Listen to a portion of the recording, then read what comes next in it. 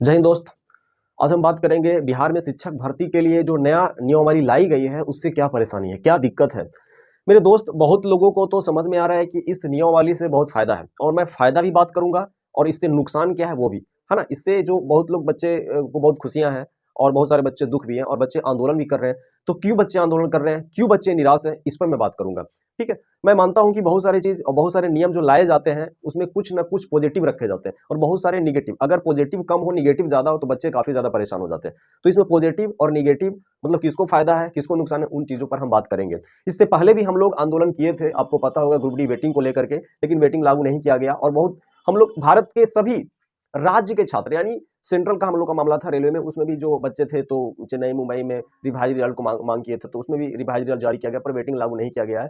तो बहुत सारा हम लोग जब आंदोलन करते हैं तो मांग होता है, जैसे कि अभी भी न्यू वैकेंसी के लिए रेलवे में बच्चे मांग रहे हैं। लेकिन आज हम जो बात करेंगे वो शिक्षक भर्ती के लिए जो नया नियमावली लाया गया है वो बिहार में, बिहार के शिक्षक भर्ती में जो नया नियम लाया गया उसको मैं बात करूंगा। तो मेरे छात्र, समझने वाली बात यह है कि अभी क्या किया गया है, एक नया नियमावली लाया गया। उस नियमावली के तहत आप जानते होंगे कि देखिए, सबसे पहले मैं थोड़ा फायदे की बात कर लूं कि इसमें अब क्या होगा, जो शिक्षक होंगे वो उनको राज्य कर्मचारी का दर्जा दिया जाएगा। उसका मतलब ये है कि पहले जो वेतन था उसमें वेतन अब बढ़ोतरी हो जाएगी, वो वेतन मतलब बढ़ोतरी हो जाएगी और एक नया पे स्केल जारी किया जाएगा। तो कहीं ना कहीं उनको एक फायदा है।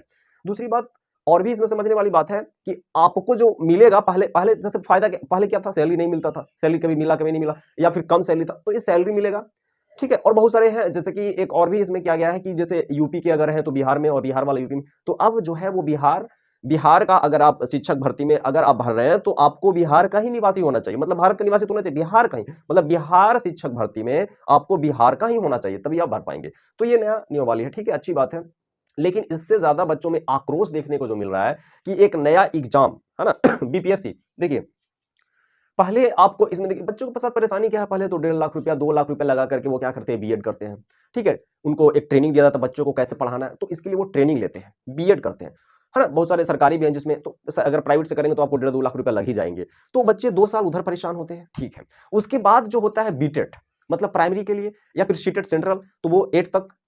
और फिर अगर आपको बीटेट सीटेट क्वालिफाई है, अगर आप 12 तक टीचर बनना चाहते हैं, माध्यमिक तक यानी 12वीं क्लास की कक्षा तक, तो आपको क्या क्वालिफाई करना पड़ेगा, एस्टेट। तो मेरे प्यारे, इस चीज को समझना। और बीटेट सीटेट या एस्टेट क्वालिफाई है, या इसमें से आप सीटेट भी क्वालिफाई है, तो आप सीटेट क्वालिफाई है तो कहां तक टीचर बनेंगे, 8 तक बनेंगे।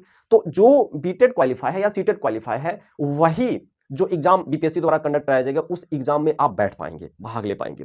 ठीक है, इस चीज को तो मानते हैं। लेकिन आप इस चीज को समझिए कि बहुत सारे बच्चे क्या है, बहुत, अब देखिए दूसरी बात ये भी है कि इसमें 10 साल, 2011 में स्टेट का आया और 2021 में, मतलब 10 साल के अंतराल पे, तो स्टेट वाला तो 10 साल पे आ रहा है, जो बिहार के, तो बिहार सरकार के द्वारा कंडक्ट कराई जाती है। तो ये 10 साल पे अगर आ रहा है तो बच्चे तो इसमें है नहीं, बच्चे तो इसमें है नहीं, 10 साल पे आया तो बच्चे स्टेट वाले हैं ही नहीं, तो फिर काहे को उसमें भाग कौन लेगा, बात समझ रहे। तो कहने का मतलब, सबसे पहले आप नया नियम वाली, नया नियम को अगर लागू कर रहे हैं, तो जो आप 10 साल पे, और इसमें भी बीटेड जो निकालते हैं वो भी 2 साल या 3 साल के अंतराल पे निकालते हैं, तो उसको आप प्रत्येक साल लागू करिए, प्रत्येक साल लागू करिए। ठीक है, तभी ना बच्चे उसमें जो नया बीपीएससी द्वारा कंडक्ट कराया जाएगा उसमें बच्चे भाग लेंगे। तो इधर आप लंबा ले रहे हैं 10 साल, सोचिए 10 साल अगर अभी लिया है तो फिर अगले 10 साल बाद लेगा, और 10 साल बाद लेने के बाद फिर आपको बीपीएससी द्वारा जो एग्जाम होगा उसमें आपको भाग लेना पड़ेगा। सोचिए, तो एक लंबा, और फिर उसके बाद वैकेंसी बिहार में कब आएगा, तब आप जाकर के एग्जाम। ये इस समस्या को बड़े अच्छे से मैं समझाने का प्रयास कर रहा हूं। देखिए, इसमें समझिए कि समस्या क्या है बच्चों को, और बच्चे आंदोलन भी कर रहे हैं पटना में, ठीक है।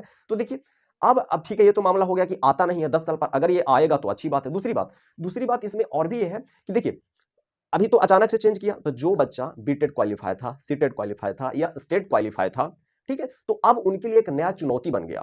ठीक, वो तो माइंड में कब कर लिए थे कि भाई 4 साल 5 साल हो गया है, ठीक है, 4 से 5 साल पहले ही उन्होंने, या 2 साल 3 साल पहले उन्होंने, तो उन्होंने सोचा अब वैकेंसी आएगी, मेरी नौकरी हो जाएगी। लेकिन उनको अब नौकरी नहीं होने वाली है, उनको फिर से एग्जाम का तैयारी करना होगा, मतलब बीपीएससी जो एग्जाम लेगी उसमें उनको क्वालिफाई करना पड़ेगा।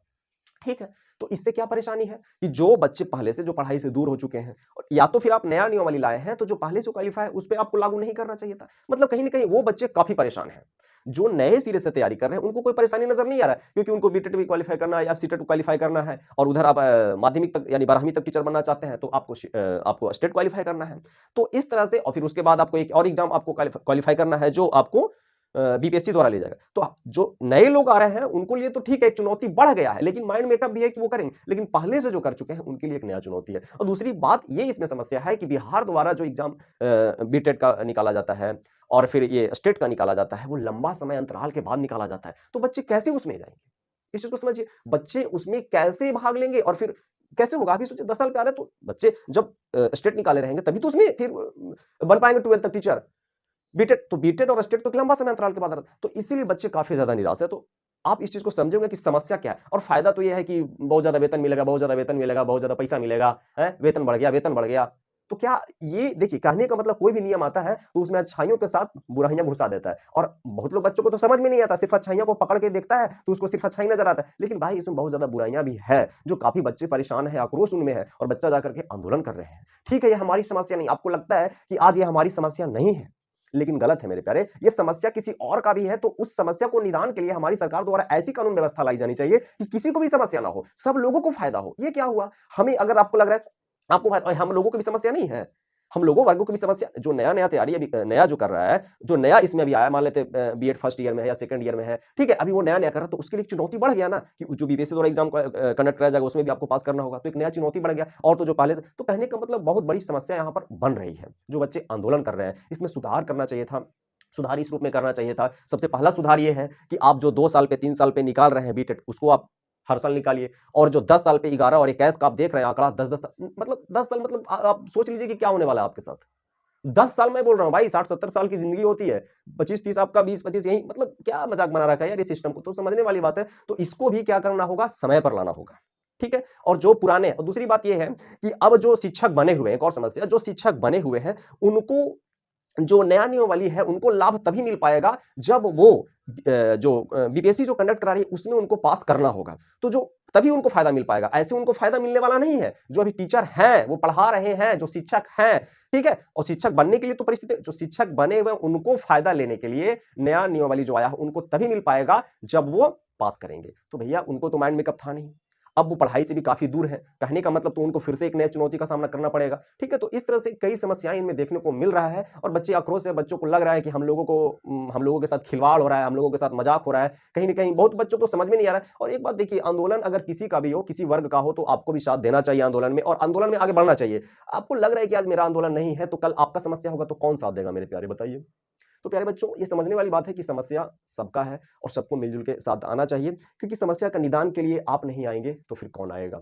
तो मेरे प्यारे, आज इतना ही, और फिर मिलते हैं नेक्स्ट वीडियो में। आप ज्यादा से ज्यादा वीडियो को लाइक करो, शेयर करो, और आंदोलन में बच्चे जो परेशान हैं उनको साथ दें, ठीक है। मैं फायदा आपको बता दिया और नुकसान भी बता दिया, फायदा घाटा दोनों बता दिया, आपको समझना है कि किस वर्ग को है, ठीक है। हम तो कह रहे हैं कि सभी वर्ग साथ होकर के और आंदोलन को आगे बढ़ाएं और इस नियमावली में सुधार किया जाए, ठीक है। पहले तो बहुत लोगों का था कि मांग था कि जो वैकेंसी आते थे, मतलब है ना, उसमें जो शिक्षक की बहाली होती थी, तो शिक्षक बहाली होने के बाद सही साइज में पर वेतन नहीं मिलता था, तो वो वेतन में सुधार किया गया, लेकिन उसके जगह पर एक नया डाल दिया गया जो काफी परेशानी है। और कहने का मतलब, ठीक है, अगर आपको लग रहा है हमको परेशानी नहीं है तो हम नहीं लड़ेंगे, तो ऐसे नहीं हो पाता है। देखिए, उस समय भी एक जमाना था, मैं बता रहा हूँ कि अंग्रेज के समय भी तो बहुत सारे नियम, या फिर बहुत सारे कोई भी सरकार आती है अपना नियम लाती है, तो बहुत लोग सोए हुए रहते हैं। अंग्रेज जिस समय आजाद हुआ उसमें भी लोग सोए रहते थे, मैं सच कर रहा हूं। तो सोने वाले और कुछ लोग आंदोलन करते थे, भगत सिंह फांसी पर चढ़ गए थे, तो सब वर्ग नहीं, कुछ लोग सुतल ही सोया हुआ रहता। तो आप देखिए, वाइगोत्स्की बहुत अच्छा सिद्धांत दिया था उसने, हम समाज से सीखते, तो समाज में कुछ वर्ग ऐसे हैं कि सोए हुए रहते, तो उनको देख करके आपको भी सोने का मन करेगा, नहीं आप उनको जगाइए। अगर आप उनको नहीं जगा पा रहे हैं तो आप जागिए, जो लोग सो रहे हैं उनको आप जगाइए, अगर कोशिश कर रहे हैं नहीं जागना है तो मत जगो यार, दूसरे को जगाओ।